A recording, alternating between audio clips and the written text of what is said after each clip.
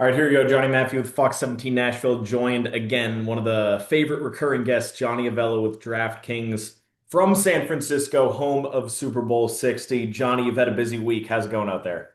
Good, Johnny. The town is really buzzing. San Francisco's proud to have the Super Bowl again, and for the first time, maybe 10 years or so. Weather's great. Um, Looks like Pats get to play on a good surface. And DraftKings is doing well on the wagering side. We've got a lot of content up. We've got besides the game, we've got everything that could possibly happen in this game. We're systems all go, and in a couple days we'll see who wins the big one. Before the game, before the weather, I want to ask about who have you been running into over there? Radio Row, obviously buzzing every year. Yeah, it's for me, it's really fun. You go from one outlet to another and speak to all the media from all over the country. A lot of different questions.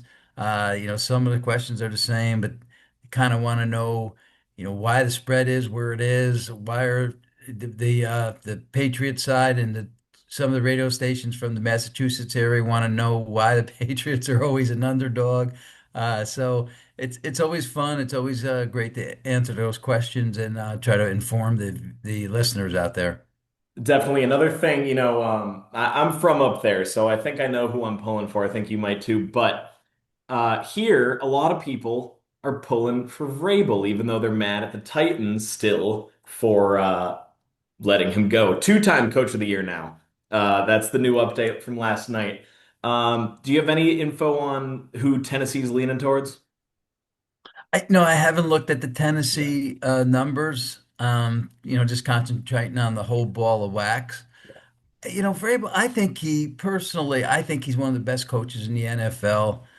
He's proven that now this year, going into a team that was like 4-13 2 years in a row, and getting to the not only the AFC Championship game, but then to the Super Bowl. So he's proven his worth. I'm a Giant fan, New York Giant fan. I was hoping that the Giants would get him but the Giants didn't do too bad this year either. So, they're on the upswing and hopefully good things to come for them in the future.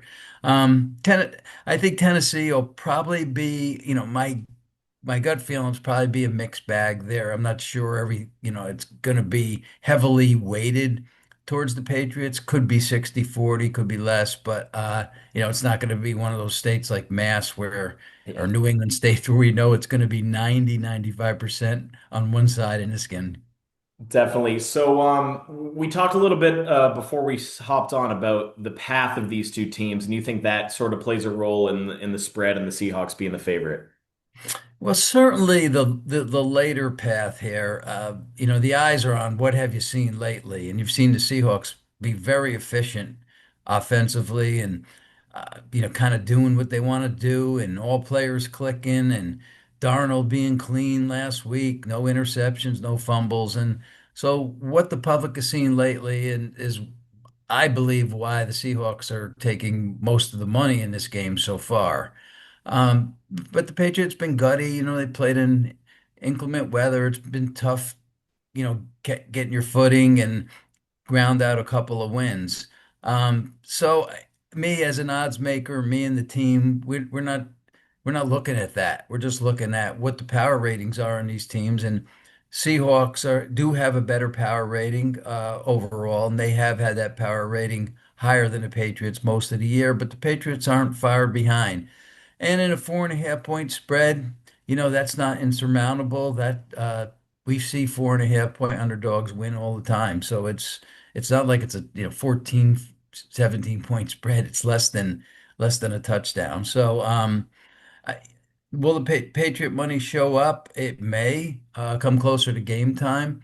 I can tell you from a company standpoint, the Patriots have been bet on the future book from the beginning of the year. Both teams were north of 60. Patriots were 80. Uh, the Seahawks were around 70 at the very beginning. And we're in the liability with the Patriots. We are not with the Seahawks. We're in pretty good shape with them. So, we'll. I guess you might say we might be rooting for the Seahawks to at least win the game. Yeah. So when everything's, changing, not just throughout the season, but I mean, really like throughout the week for you guys in some cases, you know, that could happen on any given game, but the Super Bowl is the Super Bowl. I mean, it's the definition of expect the unexpected. Has there been a game, a Super Bowl, where you're like, oh, we really hit that? Because they're so crazy, it's so hard to tell. We'll always do the best on Super Bowls where they're lower scoring games, and Hmm. that's going to really be the case for, DraftKings this year. When you get a lot of scoring, a lot of touchdown scores, a lot of those props are hitting over. Both quarterbacks are throwing over 260, 270 yards. That's when the sports books don't do as well because the bettors are involved in all the propositions, and for the most part, they're betting things to happen. They're betting, will a 2-point conversion happen? Will how many fourth downs will create a first down? So all of those things that could happen in a game when it's a high scoring game have a better probability to happen. So a lower score is usually the best scenario for us. And sort of maybe a technical question here, but a lot of people are following Drake May's shoulder. It's a hot topic in New England, and I'm there on Radio Row. And I wanted to know how you guys sort of follow injuries because I assume you can't listen to coach speak. They're gonna say whatever, and he's okay. Yeah, he's good to go, right? Yeah, true. It didn't shift the line much. One of the reasons that it didn't shift the line much is the length of time between games. There's 2 weeks, and so in 2 weeks, if he has if it's a major shoulder injury, he wouldn't even be playing in the game. So, there's time for him to heal and be a quality participant in this one. So we didn't do anything, and the line didn't move. It's been holding at this. We actually opened this line 3.5. If you go back to the Sunday after the AFC NFC Championship games, Hmm. and we took quite a bit of money on the Seahawks, and then we moved to 4.5 on Monday morning, and we've been at 4.5 since Monday. I mean, so that's what 10. That's 11, 12 days Yeah. now. So the line's been holding, the total's been holding. We opened at 46.5. We're down to 45.5. That all happened prior to Monday morning, and so here we are sitting at solid numbers, which is actually really good for us. We don't want to shift lines around. We don't want to get in a position where the game could fall on any of these numbers. So it's good to be holding numbers. The money line, I can tell you, they've been betting the Patriots a little on the money line. So we're not that far out of balance as of now with a couple days to go. And probably only 20% of the money in. So there's a lot of money to come in yet over the next couple days. Yeah, definitely. I remember you telling me that last year and probably the year before. Do we always, of course, make sure to meet up this time of year. Regarding this matchup, it's a rematch from 2014, my personal favorite Super Bowl. But two totally different teams, obviously two first and second year head coaches with their teams. How are you looking at this as a different matchup that definitely doesn't have the Chiefs and Eagles in it, but obviously the Pats and Seahawks have been there before historically. Yeah, fresh teams, John. Yeah, First of all, I like fresh teams. You see the Chiefs in there every year. You see the Eagles in there every other year. Same players, same props. yeah. So I think the overall general public also is happy to have a couple of new teams in there, where we have some different player props and different guys to use. Yeah, I remember that 2015 game very well. I was actually working at the Win then, and I remember taking $1 million bet from a guy, which, there weren't that many $1 million bets coming through the Vegas sports books. But, I happened to take one on that game, and the guy did bet the Patriots, and that's the Marshawn Lynch no run game. Yep. So we have a prop up which is kind of interesting, which is right two props actually, which is they're writing quite a bit of business that goes back to that game, and it's will the Seahawks throw a pass less than 1.5 yards. And so will they do it? And that's plus 550. And will they complete it? And that's 11-1. So, and people picked up on it, I know that Patriot fans Yeah. are not going to bet it, but Seahawk fans might. That's a good one. That's interesting, and that's sort of what the Super Bowl is all about, right? You get a lot of people that aren't, always the regular betters. Yeah, the Super Bowl is a unique betting opportunity. And I say that because people bet football all year long. We put up a full slate of props for an entire year, on each and every game on every Sunday.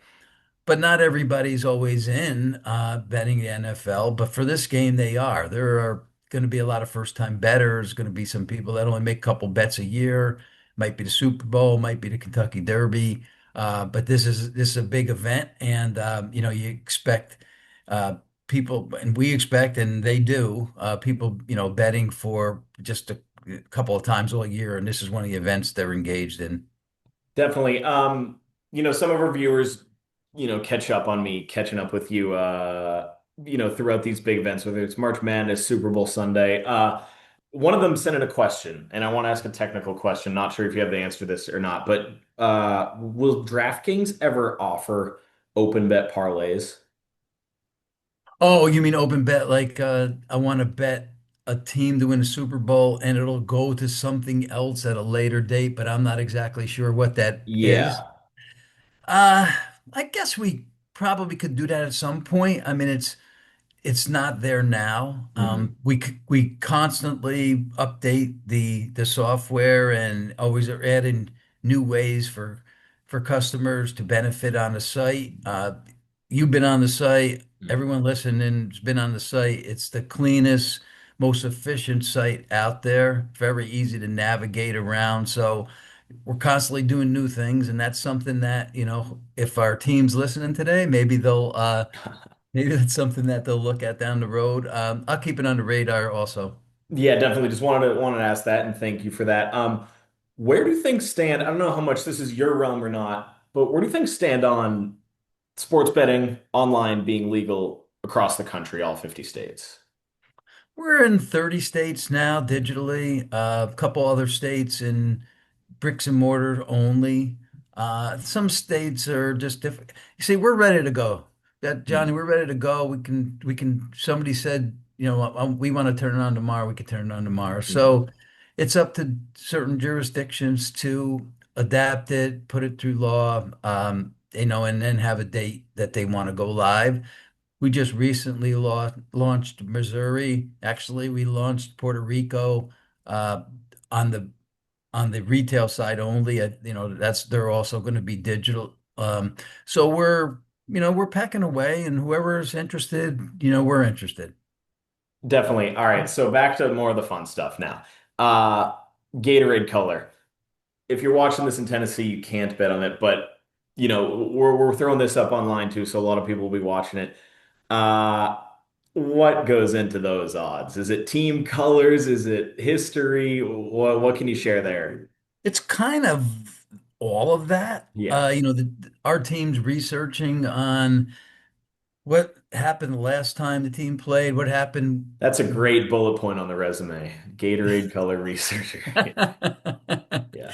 Those are some of the fun props to talk about, but those props rate the least amount of money. Okay. Yeah. Makes Because sense. people, yeah, I mean, people want to bet what's going to happen during the game. They want to bet what's going to happen after the game. But to your point, where the team researches on scouring the internet on what what color may be drawn from a team that wins the game, and that's all goes into it. You can't handicap it. None of the colors have a bona fide power rating. So what do? You just do the best you can on the information that you find out there. Well, to my knowledge, the last Gatorade bath for the Pats was on former head coach Gerard Mayo's first win, which didn't the fans weren't too happy about celebrating like the first win in October or whenever that was. So Obviously Pats fans hoping for that. And something that is sort of catching a couple headlines is next year, Super Bowl's on Valentine's Day. So I think everyone wants to know if we should take the over for reservations on February 13th, the night before. Wow. I did not even realize that, to be honest with you, that that was the date. So yeah, definitely an over on that one. Yeah. Let me double check that. That would be 61, right? Yes. 61 date.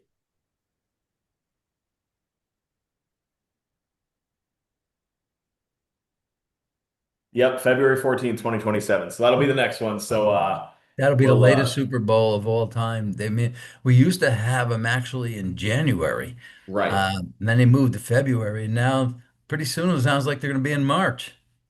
Yeah, I mean, who knows? And then, maybe once that they get to March, we'll meet you here in Nashville because the Titans and Nissan Stadium really wants a Super Bowl here too. So Yeah, you guys have the new stadium down there, so you can expect to have that pretty soon. definitely, definitely. Hey, Johnny, enjoy the weekend out there. Thanks so much for your time as always, and we'll catch up before some hoops in March. Thank you much, Johnny. You have a good weekend. Hey, have a great one, guys.